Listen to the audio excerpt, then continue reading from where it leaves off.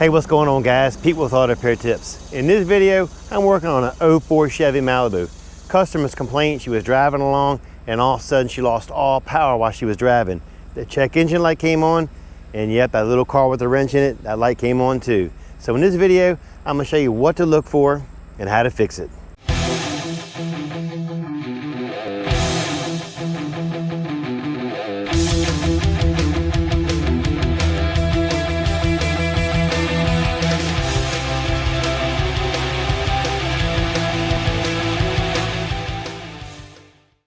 Guys, if you're a motorhead like me and you love working on your own cars, you found the right channel. Consider subscribing and don't forget to hit that bell for notifications. First thing I want to do is hop in this car, take it for a test drive, and see can I duplicate the problem. Let's go.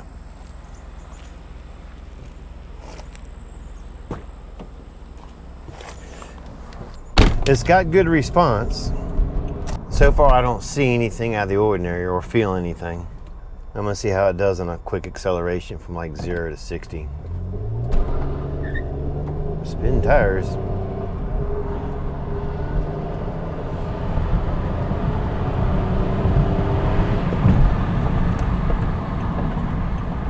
Not bad.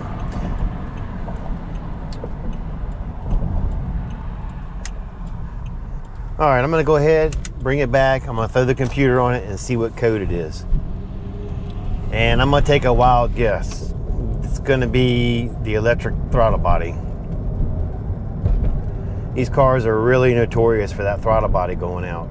The light will stay on for a while, and then after so many cycles, if it doesn't detect any glitches, it'll clear itself. All right, guys, let's get into the scanner and see what we got. Do I want to download? Yes, I do. Malibu engine. Code menu, display codes, all the history codes. All right, well, it is not electronic throttle body. It's got a P0401 and a P0463. The fuel leveling circuit signal is high or open, and insufficient EGR flow is detected. So on the snap-on scanner, we can hit fix it and let's see what it says do. Customer states check engine lights on. Connected a scan tool and found the P0401. EGR valve insufficient flow. Use the scan tool. Commanding the exhaust gas restriction valve to open 100%. Observe the position of the perimeter of the scan tool and found that the actual position perimeter remained at 0. Based on 872 repairs, it fixed it 362 times. So I'm going to do a visual on the EGR valve and we'll see what it does. All right, guys, I was wrong. It wasn't the electronic throttle body. It's probably just the EGR valve. We all make mistakes, right? All right, let's go check it out. All right, guys, I'm going to show you one way to test this. I'm into the testing mode on the EGR valve. All right, guys, as I adjust the control on the EGR valve, you can feel as you close that needle, you'll feel your engine starting to miss. That way you know the EGR valve is working correctly. So here's how the EGR valve works. I'm going to try to explain it so where you can kind of understand it. You take the EGR valve off, there's going to be two holes. One's got exhaust, one has vacuum, right into the intake.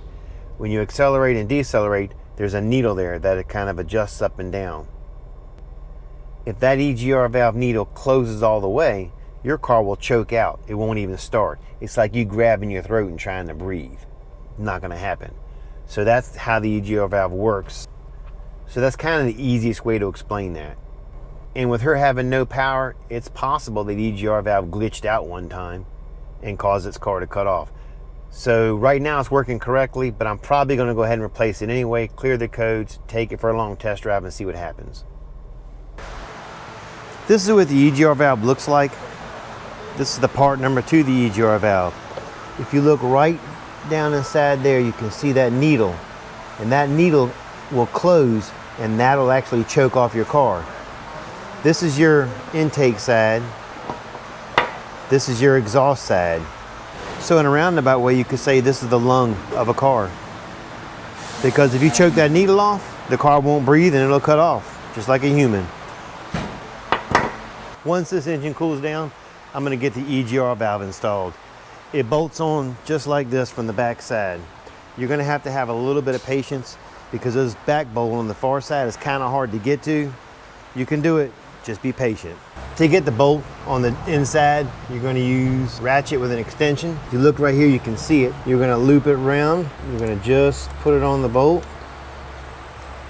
Get your finger on it and start loosening it up. Once you get it loose, you can pretty much get it off of your fingers. Trick is just getting your fingers back there. When it goes to putting it back, I'll show you a trick because you really can't get your hand back there at all, to be honest with you. The front one, you can get your fingers on it. To get the front one, you're just gonna take the extension off. Let's get your hands back there the best you can. I'm tired of shit today. Just gotta be patient. Just before you take that bolt out, you're gonna wanna stop. There's gonna be a bolt, another 10, that holds the exhaust tube to the EGR. You're gonna get a wrench and you're gonna get that off. The reason why you wanna leave both bolts in there, if you try doing this with it out, it'll twist and you could take a chance in breaking that pipe. Woo. He is on there, baby. Yeah, damn. If you try doing that without those bolts in there, again, you would twist that pipe and break it. One good thing about it is they're all 10 millimeters and it doesn't require a lot of tools to do it. There's your bolt that holds the tube on to the EGR. And here's your bolt that holds the EGR to the block. Make sure you don't get it confused because they are different sizes.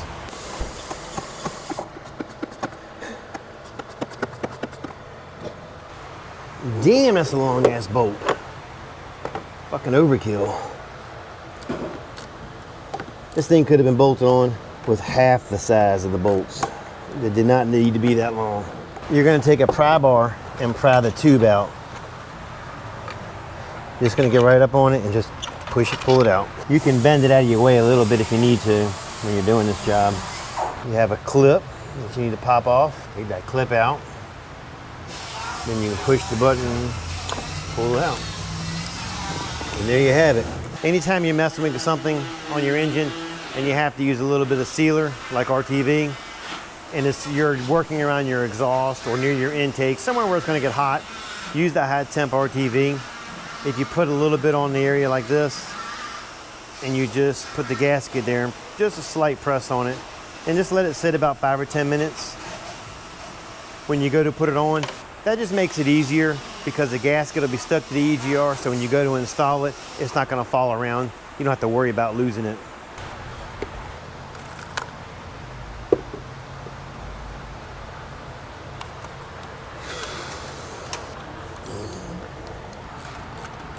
Guys, that's like I was telling you, just be patient. That back bolt's a bear to get to. Both bolts are actually in a weird spot, but the back one's a pain in the ass. All right, now that I got it bolted up to the intake, I'm gonna go ahead and put on the exhaust tube. Put the clip on there.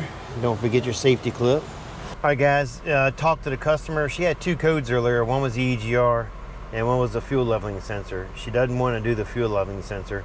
She only wants to get rid of the EGR code. So we're doing that now. We're gonna clear those codes out now. I'm pretty sure the leveling sensor is gonna come back quick. All right, guys, after I finished the repairs, I cleared the codes, took it for my test drive. I knew the light was gonna come back on because of the fuel leveling sensor. She declined those repairs. And sure enough, I didn't get but a mile and that light popped right back on. You can see for yourself there right here, the EGR code is gone. The only code left is a fuel leveling sensor. And she said that's been on for years and she's not worried about it. All right, guys, that's it for this video. I appreciate you watching. Catch you later.